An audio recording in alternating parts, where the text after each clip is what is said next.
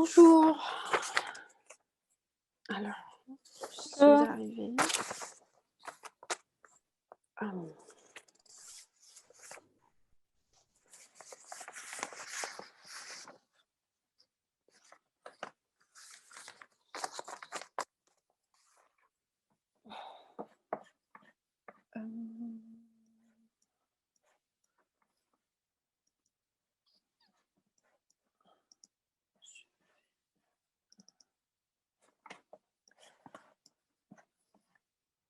Ça, c'est déjà ouvert.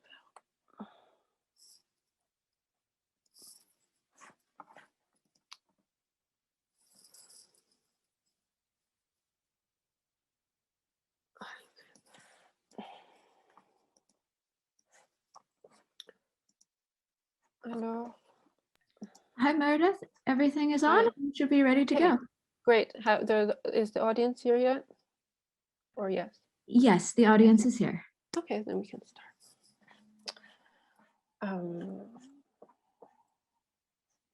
Alors, ok. Bon, bienvenue à cette session sur la création. Et je suis ici avec Axel Grégoire et Carmen Bouillet. Et alors, je crois que ce que je vais faire, c'est vous présenter très brièvement.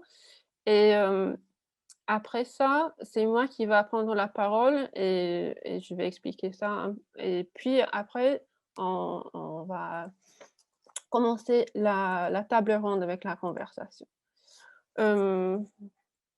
Et je m'excuse parce que j'ai juste pensé à quelque chose que je veux avoir ouvert. Oui. Très bien. Ok, on est prête. Alors, ok. Pour les présenter, les participantes dans cette table ronde, Axel Grégoire est architecte de formation, enseignante à l'ESSAD Valenciennes et doctorante CESCO au Muséum à Paris. Et Carmen Bouillet est artiste écologique. J'espère que ça c'est la bonne traduction de Environmental Artist, et cofondatrice du Forum for Radical Imagination on Environmental Cultures à l'organisation qui s'appelle The Nature of Cities. Et moi, pour me présenter, je suis Meredith Bernstein et je suis chargée de recherche CNRS à CESCO aussi, au muséum. Je suis écologue et éthologue de formation. Et je vais commencer avec un petit texte parce que je voulais originellement inviter l'artiste Anna Riddler. Elle est artiste britannique qui a participé dans notre symposium de l'année dernière sur des thèmes similaires, mais elle ne pouvait pas assister aujourd'hui. Mais alors, ce que je vais faire, c'est que je vais partager mon écran pour vous montrer l'œuvre que je voulais qu'elle nous présente. Donc, c'est une œuvre en vidéo que je vais laisser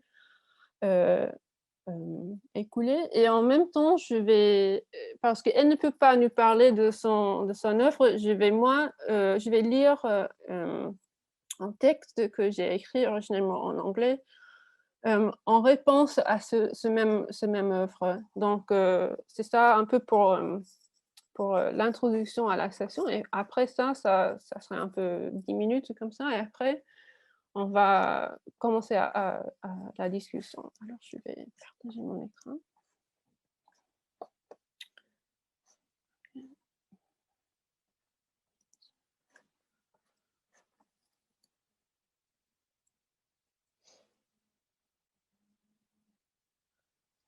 Alors, vous voyez ça. Alors, ça marche, non? Oui, parfait. Alors,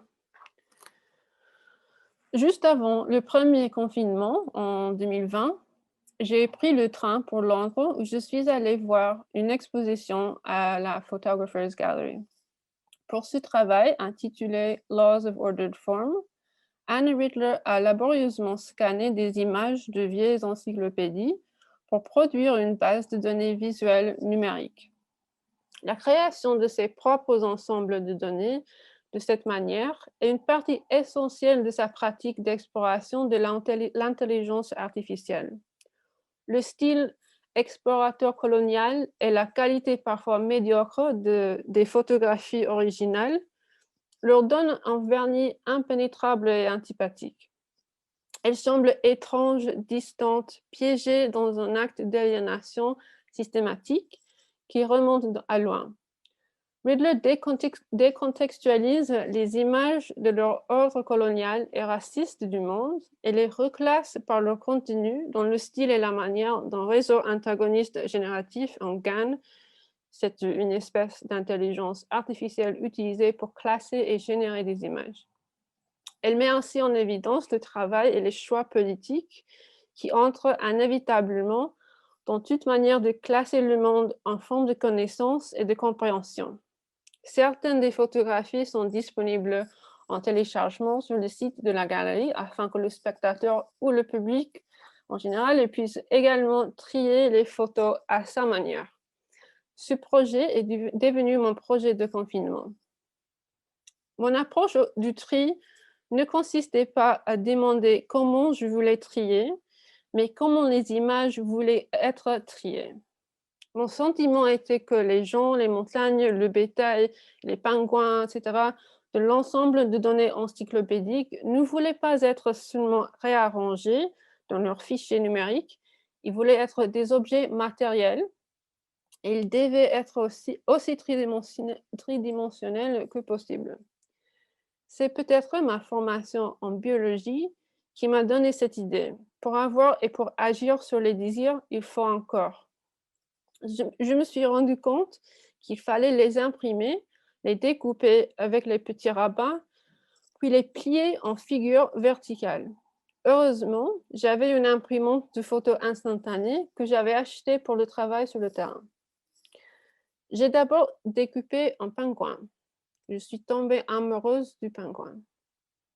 L'homme ou la femme à nu dos à l'appareil photo et la femme en robe à pois avec le visage dans l'ombre semblaient avoir une nouvelle profondeur de caractère.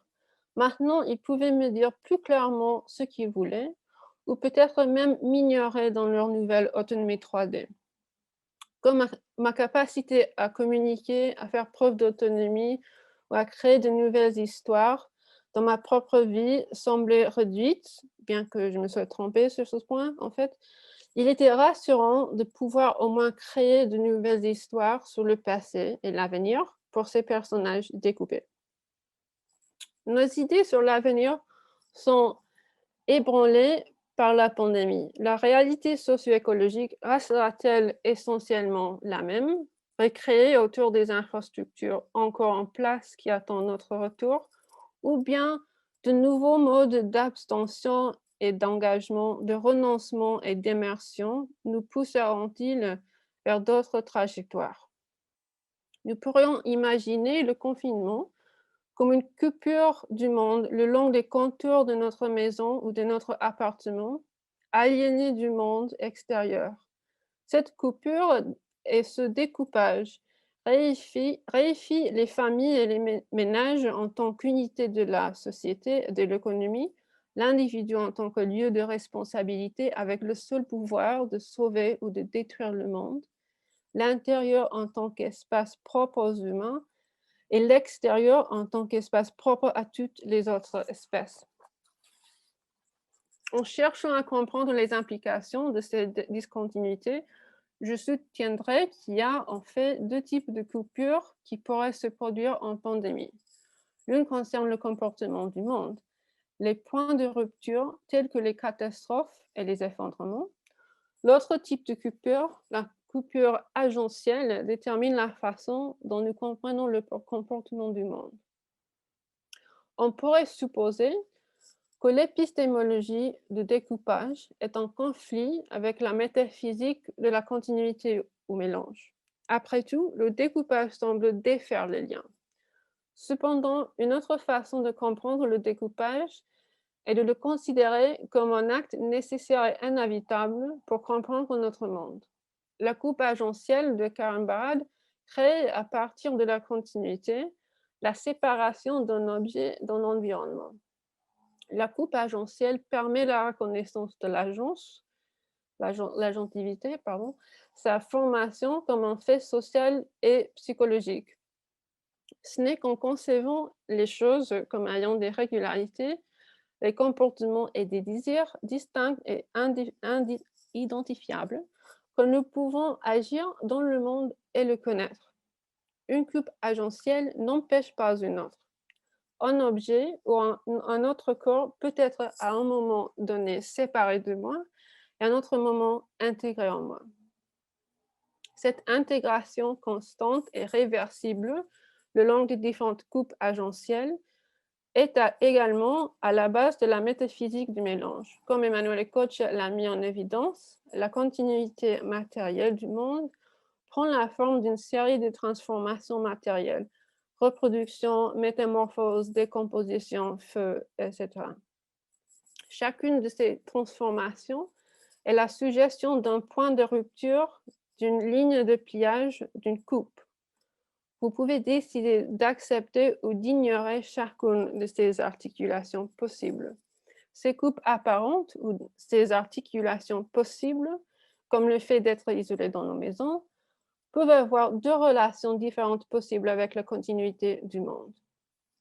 Le premier type, la catastrophe, se produit dans un système qui ne change pas vraiment son fonctionnement avant et après la coupure.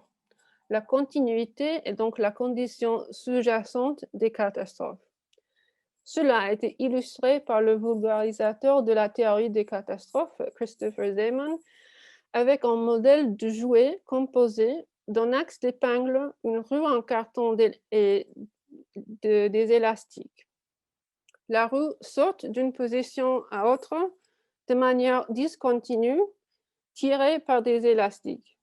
La théorie des catastrophes affirme qu'elle peut séparer la structure géométrique et algébrique et construire une théorie abstraite et purement géométrique de la morphogénèse, donc la change de forme, des corps, des écologies et de la vie en général. Cependant, il y a des limites à ce à quoi s'applique la théorie des catastrophes. Nous pouvons le constater plus facilement en essayant de refaire le modèle du jouet de Zeman avec les mauvais matériaux. Si au lieu d'élastiques, nous utilisions des ficelles ou des câbles, ou au lieu d'un axe d'épingle, nous utilisions quelque chose de collant ou un engrenage qui ne se déplace que discrètement, nous ne produirons pas le même comportement catastrophique. Le modèle du jouet se briserait tout simplement. Est-ce que le monde se brise ou se reste continu? La topologie des modèles mathématiques n'est pas forcément une bonne représentation du monde. Dans les termes du modèle jouet, comment savoir si le monde est fait des élastiques ou des ficelles? La seule façon de savoir si nous avons affaire aux élastiques ou aux ficelles est de se préoccuper des coupes agentielles que le monde nous suggère et de ce qui se passe si nous les adoptons. Alors, je m'excuse de la mauvaise qualité peut-être de la traduction parce que comme Anna Rudd travaille avec l'intelligence artificielle, moi j'ai utilisé l'intelligence artificielle pour faire la traduction, donc c'est pas ma faute. Alors, je vais arrêter la vidéo et je vais partager les images de... Pardon, où sont-ils?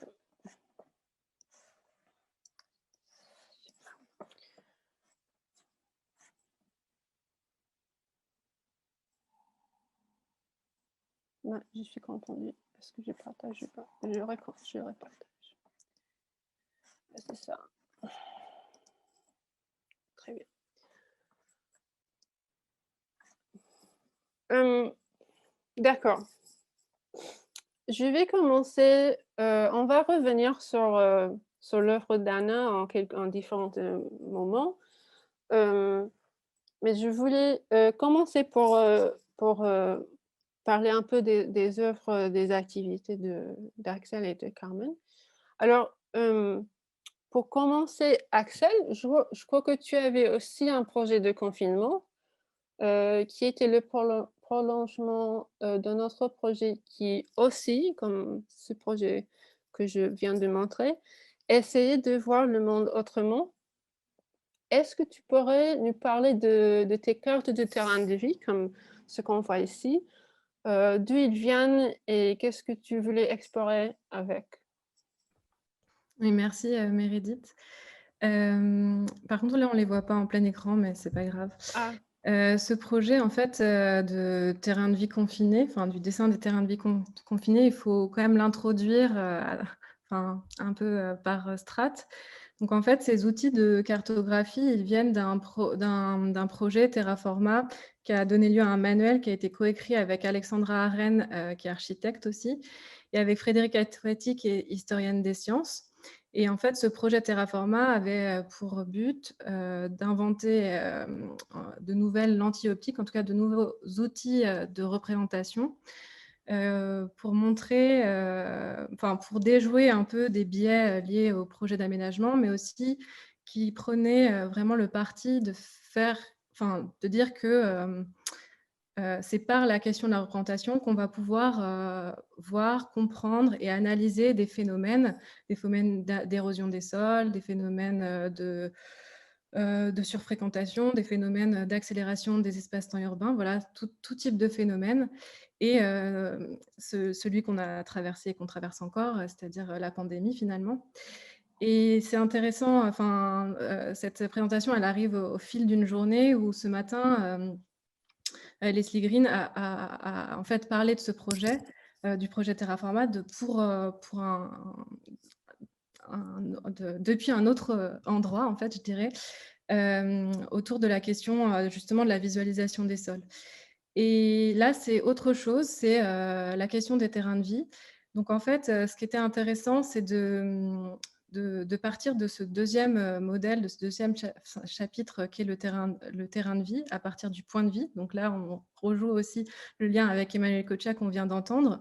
Donc nous, on s'est saisi de cette question du point de vie parce que ça permettait de mettre de manière horizontale et non hiérarchique tous les êtres vivants, en tout cas les humains et les non-humains, et de penser un peu finalement de rejouer la distinction centre-périphérie dont on parle aujourd'hui, en pensant que chacun est un centre, en fait, et qu'à partir de ce centre se déploie un monde. Et la question, c'est plus la coexistence de tous ces mondes et l'interaction, la relation entre tous ces mondes, qui soient conflictuels, qui soient coproductifs, voilà. Et donc, en fait, ces cartes de terrain de ville, on peut rester sur cette image, elles sont une autre façon de jouer aussi ce qui a été montré par Benoît Martin ce matin dans l'Atlas des mondes urbains, sur le fait que le confinement avait un impact. Là, lui, dans ses diagrammes, il parlait par exemple des embouteillages, enfin de l'évolutivité des embouteillages liés au confinement. Ici, c'est plus sur la question de comment se développe notre terrain de vie et comment a été impacté notre terrain de vie. Donc, je vais juste parcourir les quelques lignes protocolaires en fait, de ce dessin pour mieux comprendre les enjeux. Alors, on part, donc ça, c'est des règles de dessin qu'on emploie parfois dans des ateliers participatifs et qui sont facilement saisissables, mais qui peuvent être très complexifiés selon les paramètres qu'on fait entrer ou non.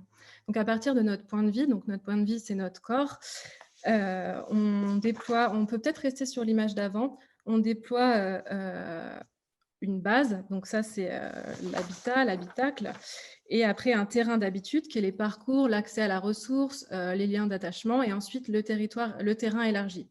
Et si on repasse à travers ces 4 catégories dans l'espace-temps qu'on vit et qu'on a vécu du confinement, on peut se dire que justement le point de vie, le corps dans l'espace, là, il a été tout à fait, il a permis d'incarner en fait le lien entre la grande échelle, l'échelle de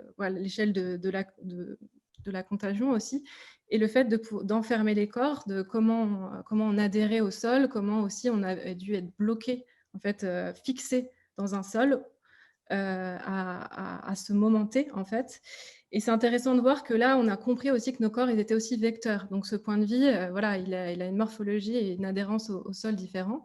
Après, la base, ça nous a permis aussi de penser quelle était notre base, où on habitait, justement, à revaloriser ou non, en tout cas, à poser la question de l'espace domestique, en fait, aussi, de comment, voilà, quels étaient les contours de cet espace, à prendre conscience qu'on n'avait pas tous les mêmes, justement, contours de cet espace et qu'on n'était pas égaux de ce point de vue. Et à réévaluer un rapport du dedans au dehors dont tu parlais, en fait, tout à l'heure, Meredith. Et on a vu aussi comment le déplacement pour certains de ces bases dans d'autres espaces géographiques, parce qu'il y a eu une sorte de fuite plus ou moins organisée, voilà, poser une question de déplacement à une autre échelle aussi. Autre question qui était posée par ce confinement, c'était comment, si notre espace, notre base, enfin, si l'espace public participait à notre espace de vie, comment le fait d'être privé de cet espace en plus pouvait impacter ou non notre rapport au monde. Ensuite, la question des terrains d'habitude, c'était aussi intéressant de voir que la restriction des connexions, en fait, pouvait s'établir d'une autre façon, ou en tout cas nous donner un espace comme dans des vases communicants avec un espace virtuel. Donc comment en fait on habite dans deux espaces-temps superposés qui n'ont pas du tout la même spatialité et qui ne dialoguent pas ou pas exactement de la même façon. Puis là, on est en train de jouer à fond cet endroit de connexion. Voilà, donc les terrains d'habitude. Et ensuite, et sur les terrains d'habitude, ça nous a aussi permis de réfléchir à la question de nos dépendances aux ressources, parce qu'on a vu qu'on ne consommait pas du tout de la même façon. En tout cas, on s'est posé la question de nos ressources à ce moment-là, de comment on pouvait approvisionner en fait à la fois les villes, mais soit aussi par rapport à sa base. Et ça renvoie, par exemple, au questionnaire qui a été publié dans la AOC de Bruno Latour sur justement à quoi on tient, comment on peut sur quelle marge on peut changer des choses, voilà. Et enfin, je dirais sur le dernier terrain élargi. Et là, si on peut juste repasser je suis désolée de faire voyager dans les slides, sur la première image, justement, qui est une sorte de traduction pour moi-même de cette évolution du terrain de vie, à savoir que finalement, à chaque décision politique, c'est-à-dire à chaque changement de l'espace-temps, qu'on soit limité à 1 km, à 10 km, à 100 km, ou alors qu'on soit contraint de rentrer à 18 heures. Enfin voilà, il y a une modulation, une plasticité de l'espace-temps qu'on doit redécrire à chaque métamorphose du coup de cet espace-temps. Et donc pour finir, en fait, sur ce terrain élargi, je dirais que d'habitude, on parle d'horizon, et là, la question, c'est comment la capacité de nos imaginaires est justement liée à la question des imaginaires de la nature. Alors, je dis nature avec des guillemets, en tout cas, parlons de la relation au vivant qui a été aussi impactée et réduite. Comment on peut relayer, grâce au recours aux imaginaires, le fait que nos horizons ont été obstrués et continuent d'être obstrués à cet endroit-là. Oui, alors merci. Et Carmen, toi, tu avais aussi un projet de confinement et je crois que tu étais confinée près de la forêt de Fontainebleau. Alors, quel était l'impact de cette forêt ou de la proximité de cette forêt urbaine sur tes activités artistiques pendant le confinement? Et est-ce que la qualité de ton attention vers la forêt a changé à cause du confinement? Oui. D'abord, merci beaucoup Meredith de nous réunir aujourd'hui. Et en effet, j'ai eu la chance d'être confinée à Samois-sur-Seine, donc tous les confinements d'ailleurs, à côté de la forêt de Fontainebleau, en bord de Seine et entourée de forêt. Je me suis installée dans ce village il y a 2 ans. Et en effet, durant le premier confinement, j'ai eu beaucoup de travail sur l'ordinateur. J'étais énormément dans l'espace justement virtuel. Mais pendant l'heure qui était autorisée à l'extérieur, j'ai pu développer un rapport à la forêt dont j'avais en réalité rêvé depuis mon installation à la campagne. C'est-à-dire que tout d'un coup, il y avait ce temps défini et suspendu en forêt avec une forêt quasiment vidée d'humains. Et j'ai la chance de pouvoir vraiment me laisser guider, notamment à travers le mouvement et la danse, dans une exploration sensible de mes ressentis, voilà, de laisser venir des formes d'interaction que je n'avais pas imaginées. Je me suis sentie vraiment très proche de cette forêt qui également devenait un espace de soins, de protection pendant 7 heures, tout d'un coup hors de la maison, 7 heures de liberté en quelque sorte. Et c'est intéressant parce qu'en fait, la forêt de Fontainebleau a été depuis très longtemps un espace entre guillemets de protection justement contre les épidémies, et la famille royale qui avait un château à Fontainebleau l'utilisait justement comme lieu de retraite en cas d'épidémie à Paris, pour avoir un espace sain avec aussi un air sain, une eau saine, etc. Donc il y a déjà un lien entre ce lieu et les épidémies des siècles passés. Et ce qui a été aussi tout à fait fascinant, c'est que dans cette période où on s'est vraiment rendu compte de l'impact dramatique du manque de respect et de la violence vis-à-vis de la biodiversité, tout d'un coup, en parallèle que cette conscience devenait de plus en plus visible du fait de l'expansion de la pandémie dans le monde entier,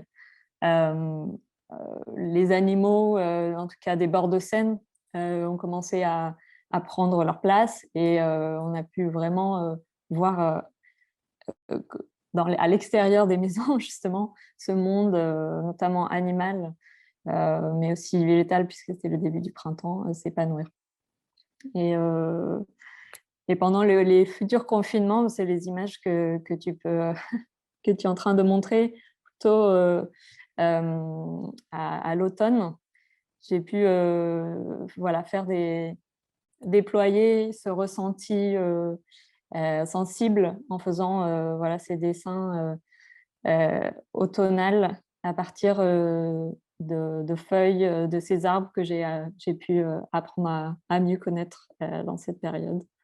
Et aussi une série photo de la forêt urbaine dans Paris et en connexion avec les arbres de la forêt de Fontainebleau.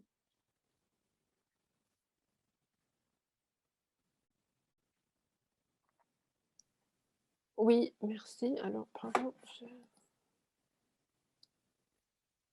C'est ça, des fois. Et alors, on revient à Axel. Axel, en 2020, tu étais également en résidence au Potager du Roi à Versailles, où tu as développé un jeu qui s'appelle Silverhammer. Est-ce que tu peux nous raconter un peu pourquoi ce choix de faire un jeu et qu'est-ce qu'un jeu nous aide à comprendre? Est-ce que ton jeu est une forme de modélisation, comme j'ai fait référence dans l'essai sur Anna Riddler? Et si pour toi ce jeu est un modèle, de quoi est-il un modèle?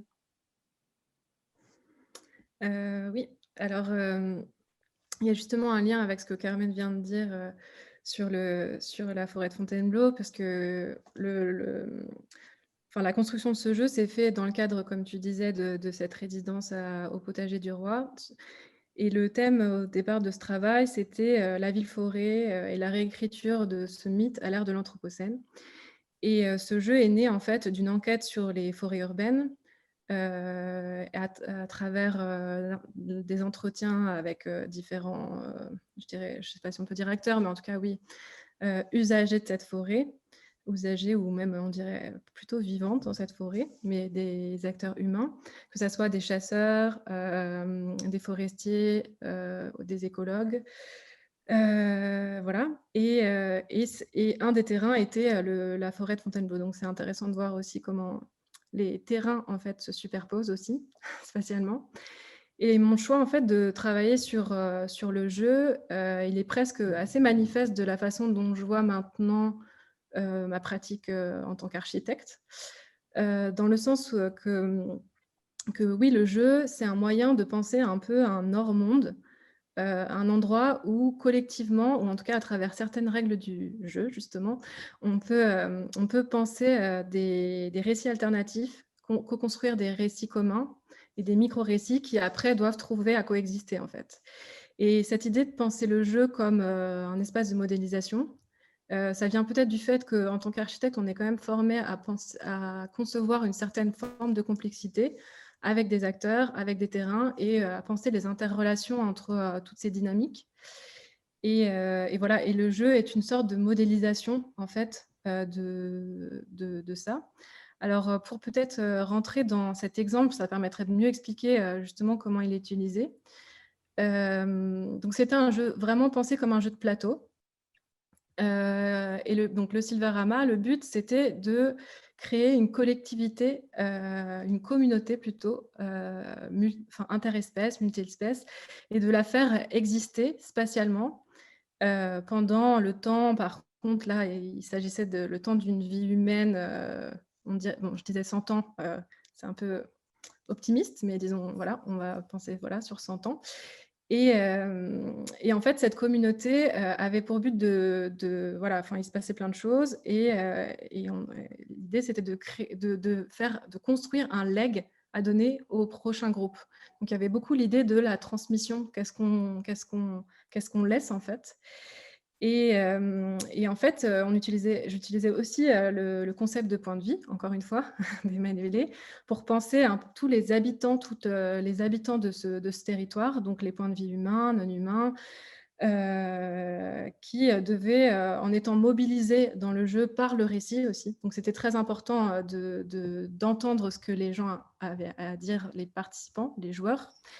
Devait créer des espaces des espaces qui solidifiaient ce territoire, donc des lieux d'aménité, des réserves de fertilité, voilà. Et c'est selon en fait ce qui en sortait il n'y avait pas de gagnant, disons, c'était une sorte de coopération, mais chacun avait une mission particulière. Donc ça aussi, c'est finalement une façon de refléter ce qui se passe dans les projets d'aménagement, où on travaille pour le bien commun, mais on a chacun, par son expertise, une mission. Et la question, c'est la coexistence des missions. Donc le but de ce jeu, c'était aussi de pouvoir faire dialoguer et créer des binômes de travail entre un chasseur et un forestier, par exemple. Alors, je ne dis pas qu'on a réussi à modéliser ces relations de travail, et ces binômes de travail et ces personnalités hybrides, mais en tout cas, c'était l'idée. Et à chaque fin de tour, à chaque 10 ans, en fait, il y avait un comité de forêt où la question de créer des personnages un peu fictionnels arrivait et intégrer de nouveaux récits. La sortie de ce jeu-là, pour terminer, en fait, offrait une possibilité, en fait, une multiplicité de récits. Donc ça, c'est la carte résultant d'une partie, disons. Et en fait, donc, il n'y avait pas de gagnant. Donc ça, c'est l'état du territoire dans lequel on laisse pour la partie suivante, pour la génération d'après.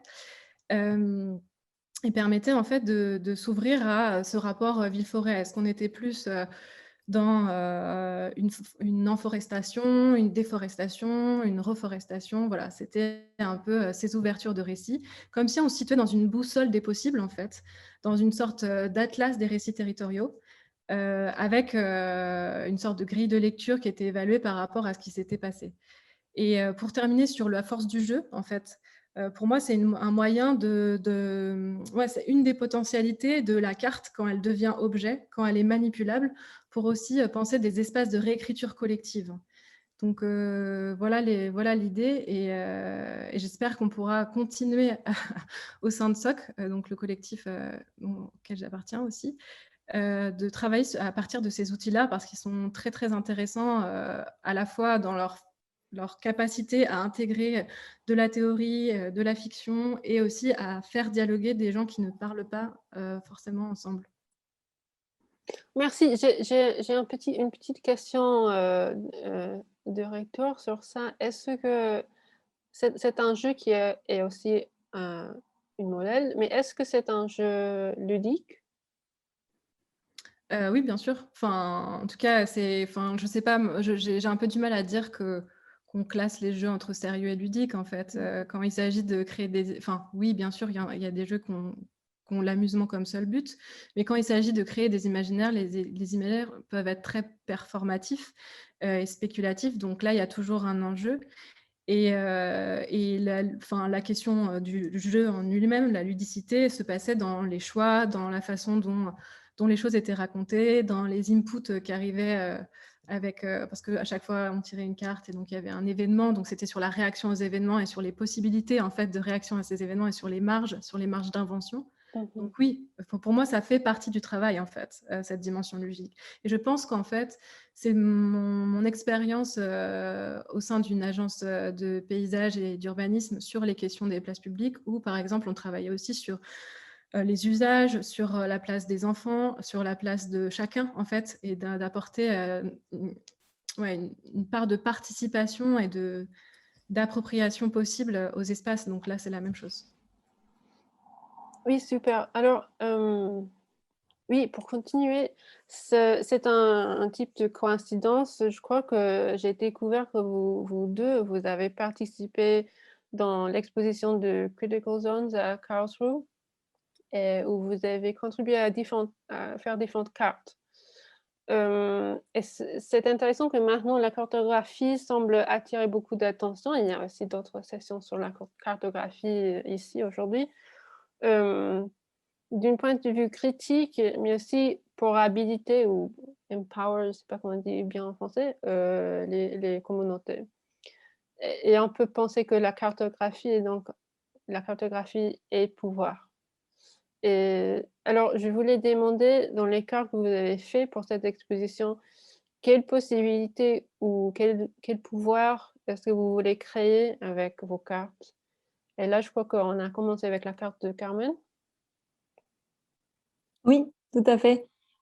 Oui, j'ai eu la chance d'être invitée par un ami artiste, Stéphane Verlet-Bottero, à illustrer en fait son analyse de l'impact carbone de l'exposition Critical Zone au ZKM Museum, qui est d'ailleurs encore visible, je crois. Je ne sais pas quelles sont les restrictions du moment, mais en tout cas, il y a un très beau site internet pour découvrir cette exposition en ligne.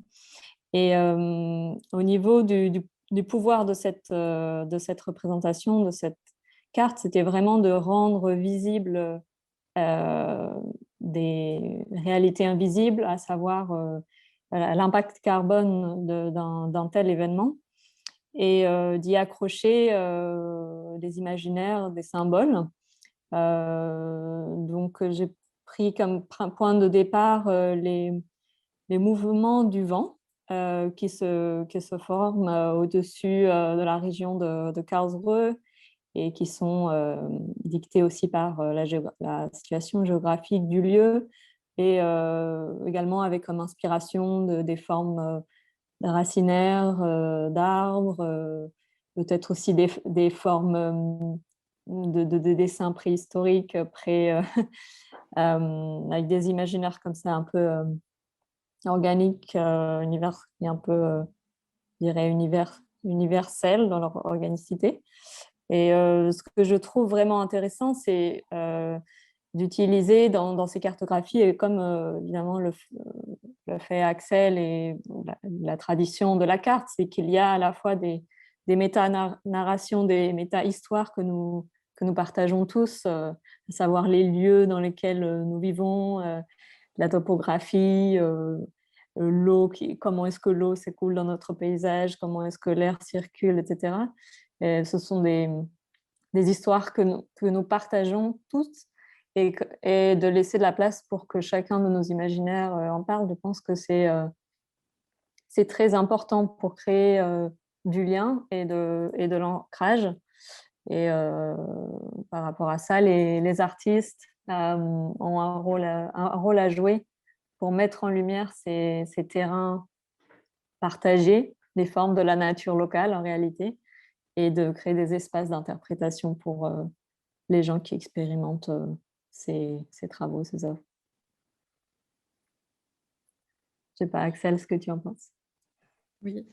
Oui, ça nous fait un deuxième terrain superposé, celui de la monstration cette fois.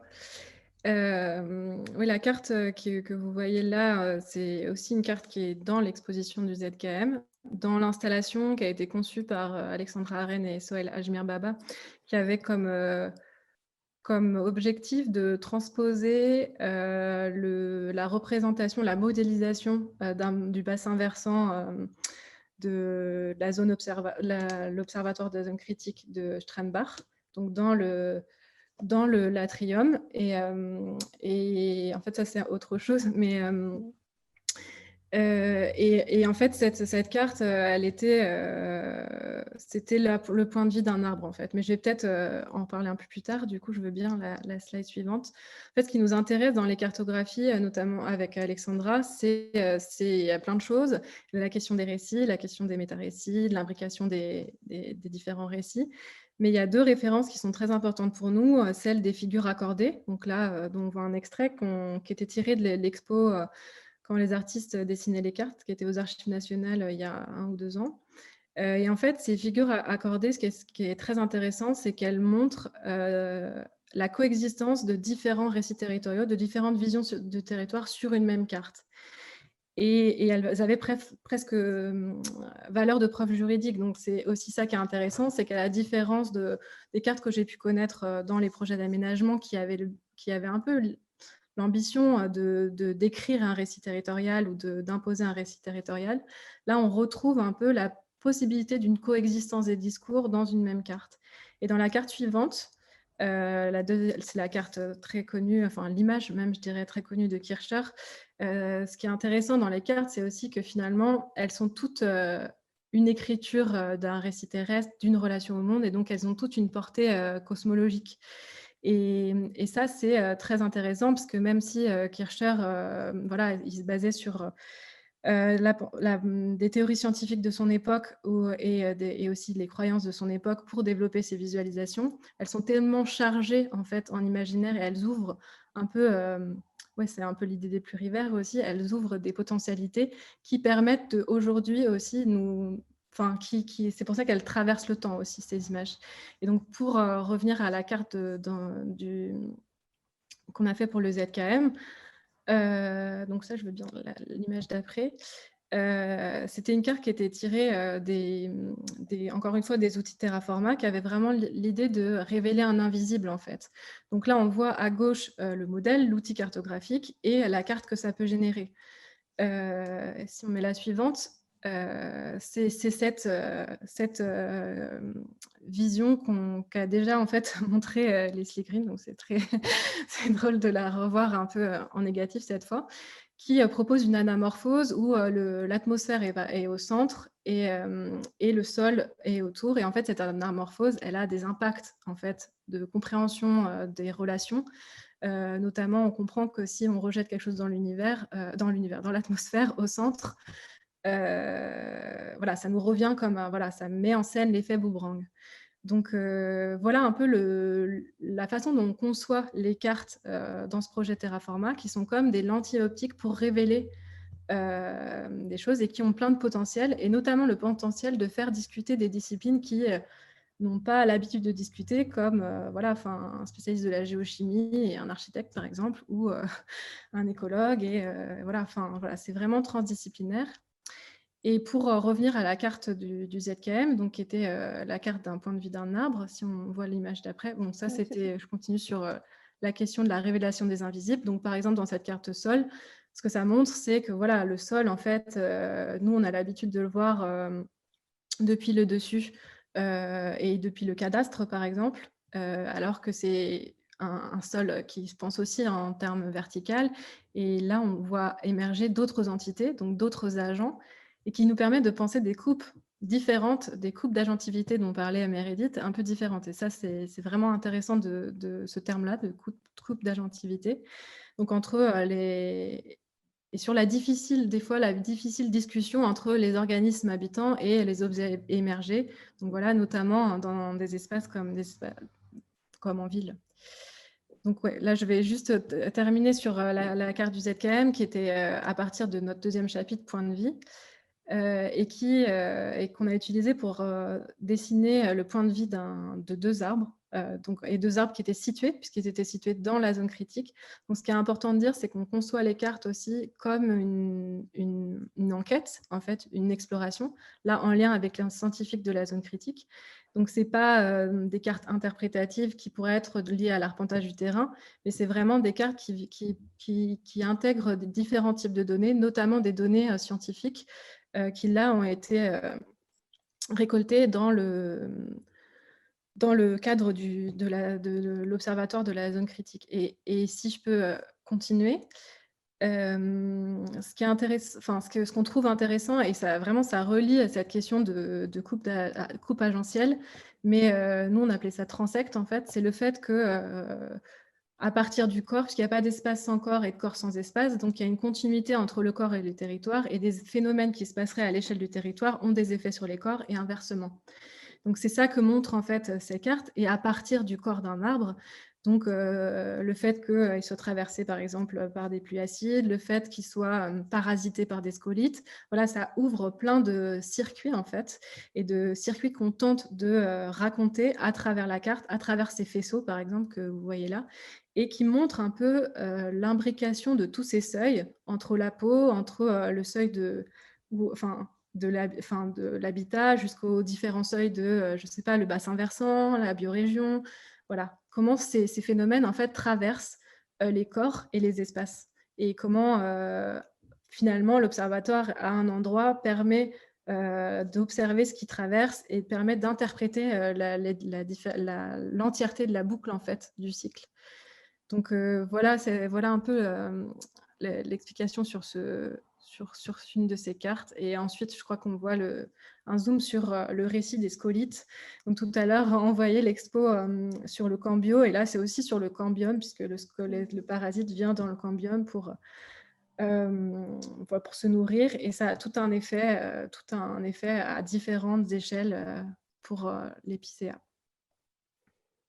Oui, super, je trouve super intéressant pour rebondir sur vos cartes, que Carmen a dit qu'elle voulait créer des espaces d'interprétation, et pour toi, Axel, c'était pour révéler l'invisible. Et je trouve que c'est intéressant de penser, ce n'est pas peut-être pas exactement la même chose, mais la relation entre révéler l'invisible et faire de l'interprétation, c'est peut-être très similaire en fait, et c'est peut-être lié par cette idée de la coupe. Où est-ce qu'on va couper, qu'est-ce qu'on va montrer, comment on va révéler une chose qui est là mais invisible, qu'on peut interpréter en le coupant en tant qu'agent ou en tant que sujet. Donc je crois que c'est super intéressant qu'avec des cartes, mais avec des méthodologies de cartographie très différentes, vous avez des projets en fait très similaires. Alors, on va continuer. J'ai du mal à voir s'il y a des questions, mais je veux vous poser une autre question en tout cas maintenant. Pour revenir un peu, pour tisser des liens entre tous ces thèmes, l'œuvre d'Anna Ridlow que j'ai montrée questionne l'imaginaire que nous avons hérité du passé à l'aube de la globalisation dans un contexte colonial. En même temps, elle questionne les nouvelles méthodes de décontextualiser, de classifier, de comprendre le monde avec et pour les pouvoirs actuels, en ce cas pour l'intelligence artificielle.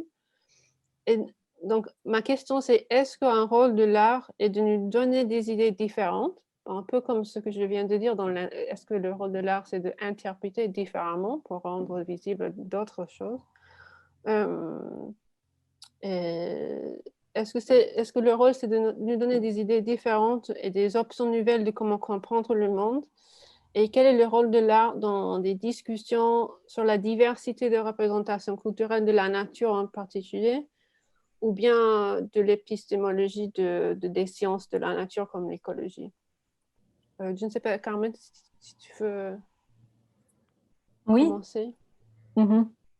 Oui, mais je pense que le rôle de l'art a toujours été de révéler, d'exprimer des compréhensions contemporaines du monde dans une société donnée. Et à la fois, il est aussi le garant d'une une transmission peut-être des traditions. Et c'est là où la responsabilité des artistes entre en jeu de faire le tri, de faire des choix en fait sur qu'est-ce qu'on choisit de passer, de transmettre, et à la fois d'être humble par rapport au fait que nous sommes dans des lignées voilà, de recherche, d'expression, de compréhension. Donc je pense que en quelque sorte, les artistes expriment une tradition en mutation et ils expriment des éléments qui sont présents. Ils sont aussi eux-mêmes des agents de mutation, de transformation.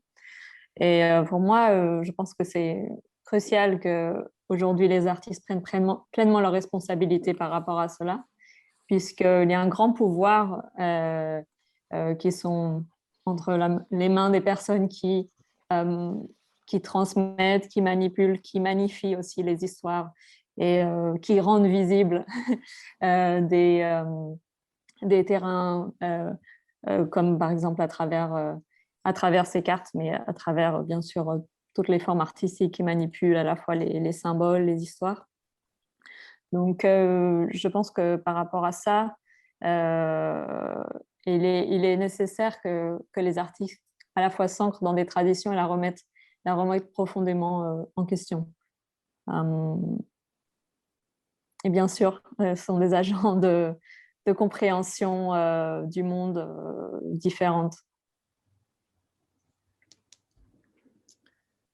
Et pour continuer sur ce que disait Carmen, moi je partage complètement ce sentiment que l'art peut être, l'art en général en fait, de toute façon, je penserais aussi la question de la production d'images et d'objets est vraiment importante, surtout si on comprend l'entrée dans l'ère de l'Anthropocène et la crise climatique comme crise des représentations, et notamment comme crise des représentations de toutes ces relations, ces systèmes de relations combinés, voilà, toutes ces essences mêlées, je dirais. Donc là, il y a vraiment un enjeu très important en fait de mobiliser ça, et c'est là où la question de la pensée visuelle aussi, pensée par les images, devient important. Finalement, je pense que comme retour d'expérience sur ce travail Terraforma, qui était vraiment un travail pluridisciplinaire entre une historienne des sciences et des architectes, et là, il y avait vraiment entre le mot et l'image quelque chose qui se construisait de manière itérative en fait, et il y avait même une façon de penser par l'image que j'ai trouvé vraiment, je ne sais pas si on pourrait dire vertueuse ou fructueuse, mais en tout cas super intéressante. Donc c'est là où je pense qu'il y a effectivement un enjeu. Le deuxième, je dirais que par exemple le travail sur les forêts urbaines m'a permis de me rendre compte que pas mal de conflits d'usage, par exemple, étaient liés à des représentations, donc des imaginaires qui étaient contradictoires et rentraient en conflit.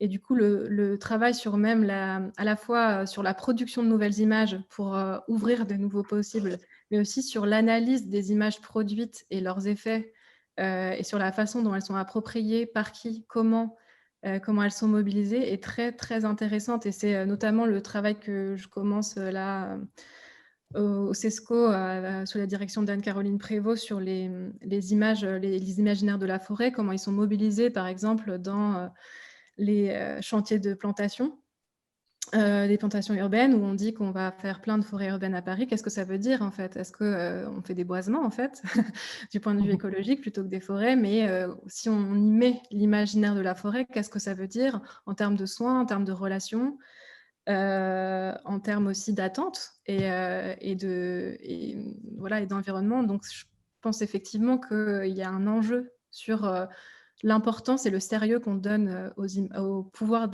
performatif des imaginaires, comme je le disais un peu pour la question des outils ludiques, finalement. Donc, voilà, je trouve qu'il y a vraiment un levier ici. Oui, pardon, je ne peux pas voir s'il y a des questions. Non, il n'y a pas. Quand je partage l'écran. Quand il n'y a pas de questions, mais j'invite tout le monde à mettre des questions si vous voulez. Sinon, j'ai plein de questions et on peut continuer à parler. Et juste pour un peu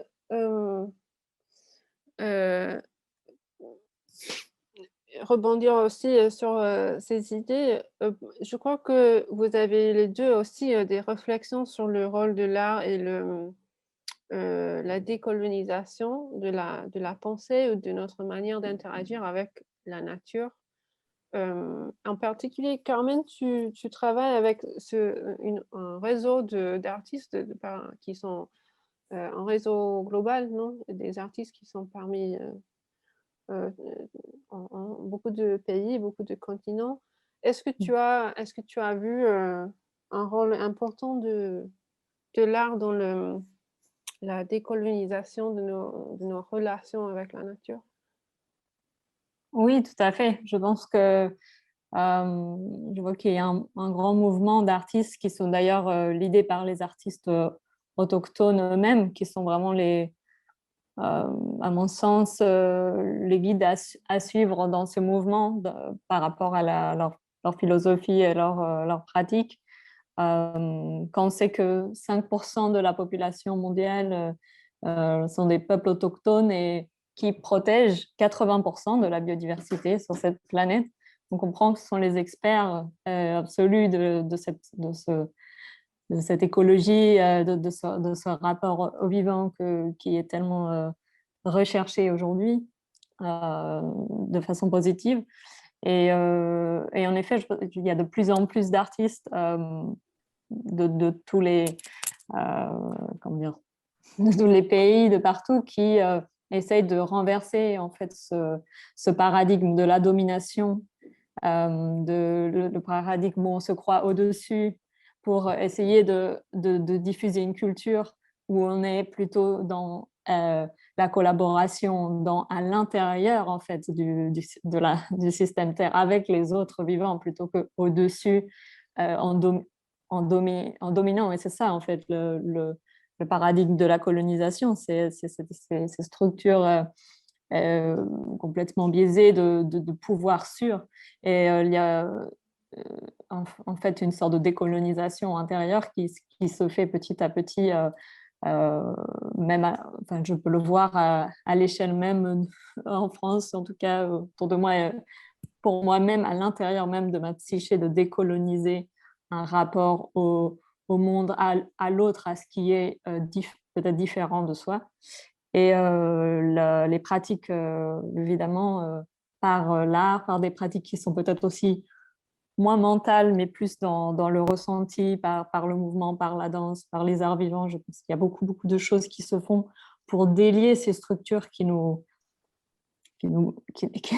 tuent finalement, qui amènent voilà, à cette culture suicidaire dans laquelle malheureusement on vit pour beaucoup d'entre nous, pas tout le monde, mais je vois qu'en effet qu'il y a des courants artistiques d'expression qui essayent de faire basculer ces cultures-là et de nourrir des nouveaux imaginaires qui vont dans le sens du respect du vivant. Et du coup, dans cette dynamique, il y a plusieurs réseaux d'artistes écologiques. Nous en avons créé un avec The Nature of Cities et en partenariat avec Patrick Lydon, qui est un artiste basé en Corée. Et nous sommes une centaine d'artistes du monde entier. Nous nous réunissons pour échanger. Voilà, aussi dans cette idée de collaboration et d'entraide qui est la réalité en fait du vivant, selon moi. Oui, et j'ai une petite question en relation à ça. Je pense comment l'articuler de la manière moins naïve possible, mais en pensant que bon, notre thème de centre et périphérie, il y a bien un problème disons, de communication, de partage de connaissances, de cet partage qui peut nous emmener vers la décolonisation, pour les raisons très simples de langage, mais aussi des raisons de différentes formes d'éducation, différentes formes de connaissances qui sont très difficiles à faire traduisibles entre elles. Est-ce que c'est naïf de penser que l'art peut être quelque chose qui est plus traduisible, ou est-ce qu'en fait l'art est aussi parce que l'art contemporain peut être absolument incompréhensible si on n'a pas les clés pour le comprendre, pour l'interprétation. Justement, on a parlé d'interprétation. Est-ce que l'art est une manière de mettre ensemble tous ces différentes périphéries et centres différents qui est plus traduisible, ou est-ce que l'art aussi a besoin un autre acte d'interprétation en dessus?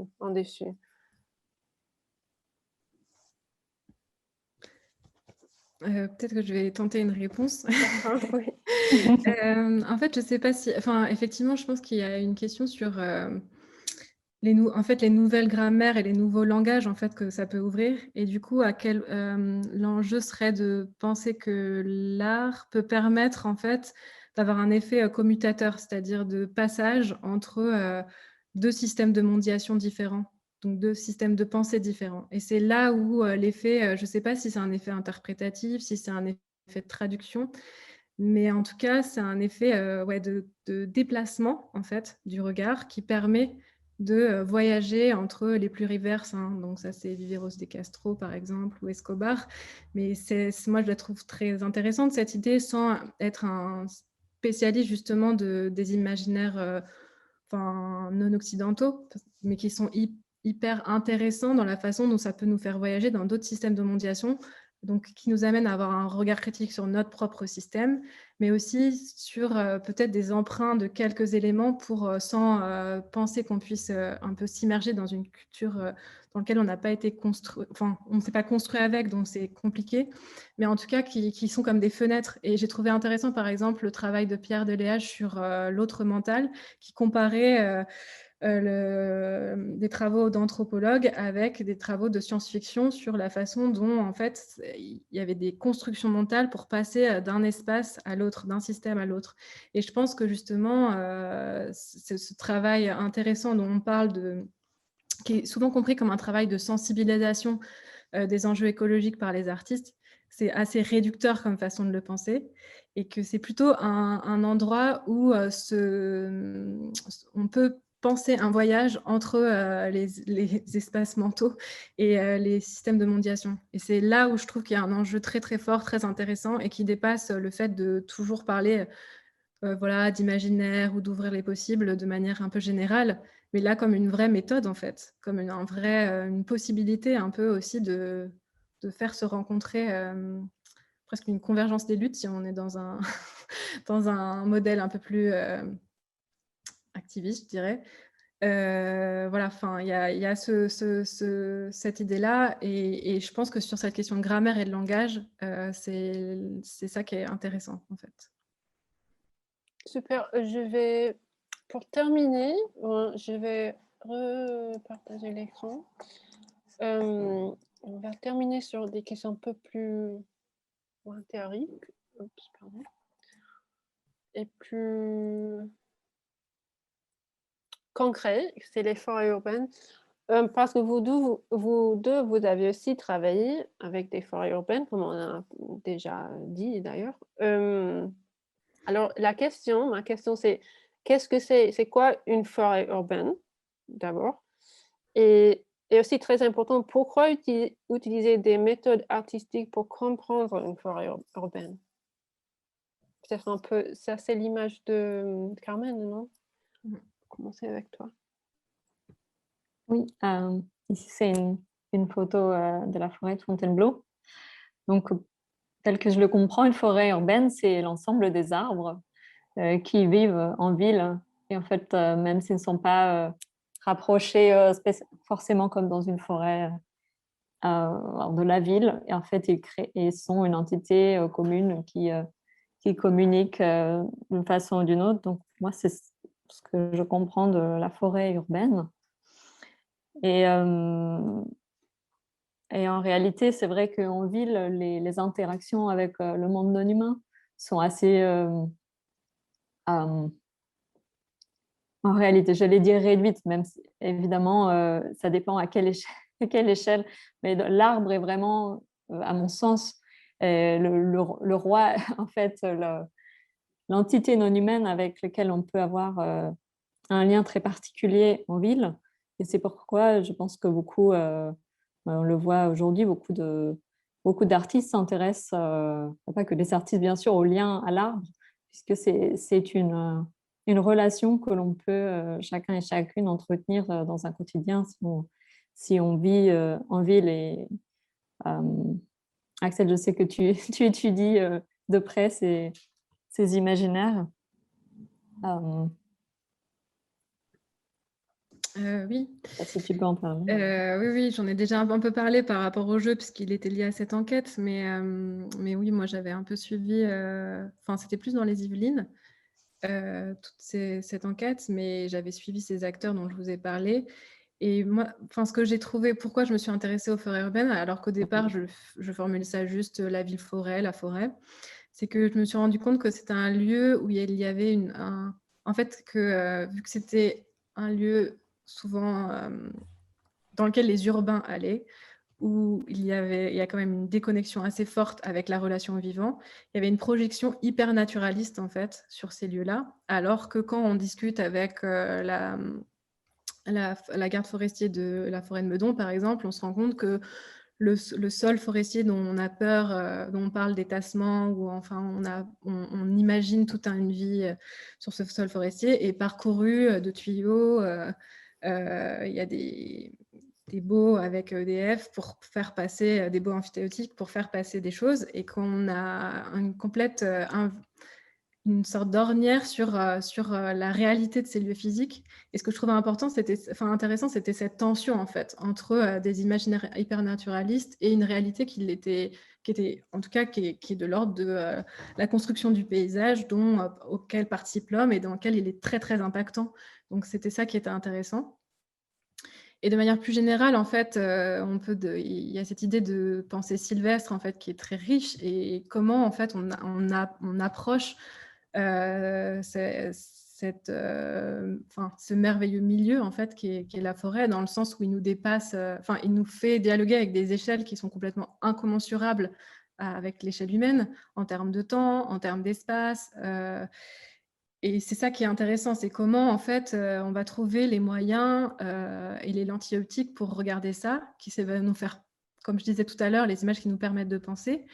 Un peu comme dans la fiction de Flatland, de Abbott, où deux carrés qui vivent dans un monde 2D rencontrent une sphère d'un monde 3D, et là où leur univers s'ouvre.